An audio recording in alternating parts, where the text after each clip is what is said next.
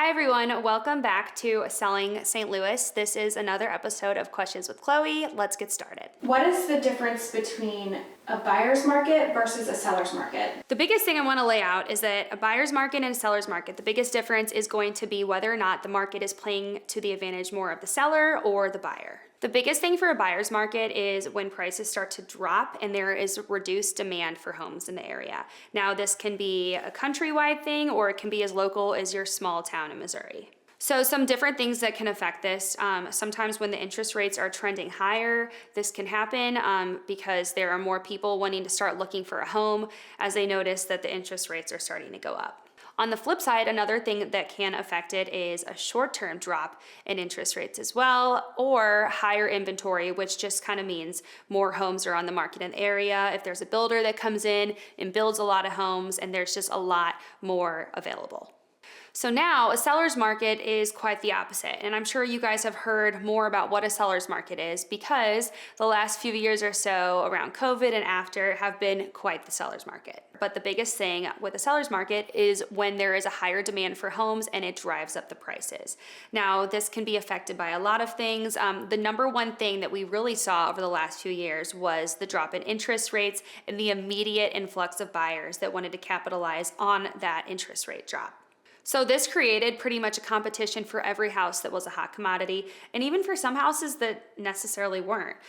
We saw single houses having multiple interest in that one house, and because of that, people were racking up their offers, they were pulling contingencies, they were doing everything that they possibly could that the seller wanted to appease that seller so that they could win in a multiple offer situation.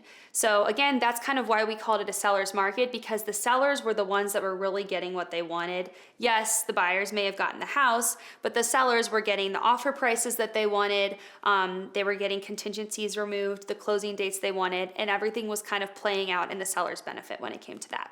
So there are several things that can cause a seller's market aside from just the interest rates drop that aren't really talked about enough.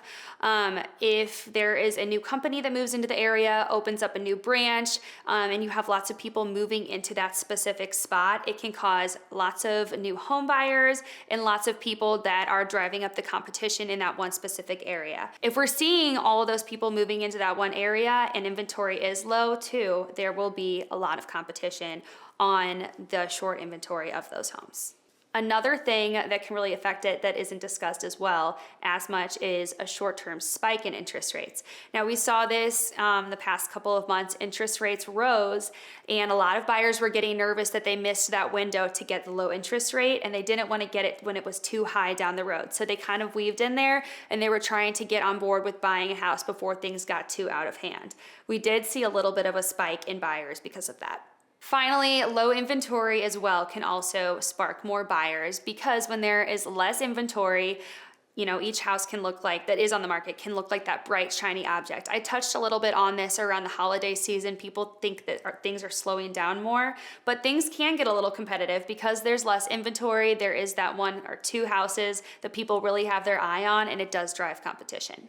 So that being said, whether it is a buyer's market or a seller's market, it shouldn't hinder you from thinking it's a bad or good time to buy. That is something most real estate agents will tell you, yes, but I do actually have a video that touches on why right now in a primarily seller's market, it is a good time to buy still. We will have that video linked right here in the description for you.